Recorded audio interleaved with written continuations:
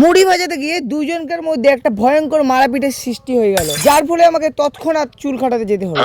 আজকে 40 ডিগ্রি গরমের মধ্যে চলে গিয়েছিল মুড়ি ভাজাতে, যেখানে এসে লাইন দেখে আমার তো মাথা খারাপ। একদিকে চড়ু ছাড়া গরম, আর অন্যদিকে এত লম্বা লাইন, যেটা দেখে আমার তো মনে হচ্ছিল আজকে আমি বেঁচে বাড়ি ফিরতে পারবো না। এত গরমে ঘাম একবারে গলগল করে শরীর থেকে পড়ছে।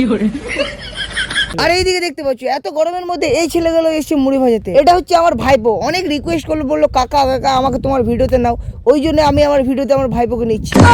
আর এই ছেলেটা তো ক্যামেরায় মুখ দেখাতে এতটাই লজ্জা পেয়েছিল যে তার সদ্য বিয়ে হয়েছে। তাকে এই কথা বলা মাত্রই সে আমার সাথে মারপিট করতে লেগে যায়।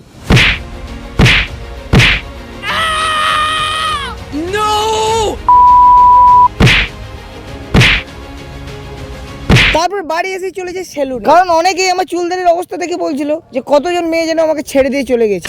কিন্তু তাদের কি করে যে বোঝাই, আমার কপালে একটাই জুটলো না, আবার কতজন।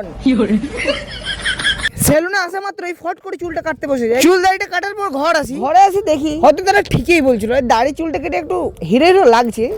তোমরা একটু কমেন্ট করে বলো কিরকম লাগছে। জানি এরকম থোবড়া নিয়ে কোনোদিন হিরো লাগবে না, তাও আমার একটু খুশির জন্য তোমরা লিখে দাও কমেন্টে যে হিরো লাগছে।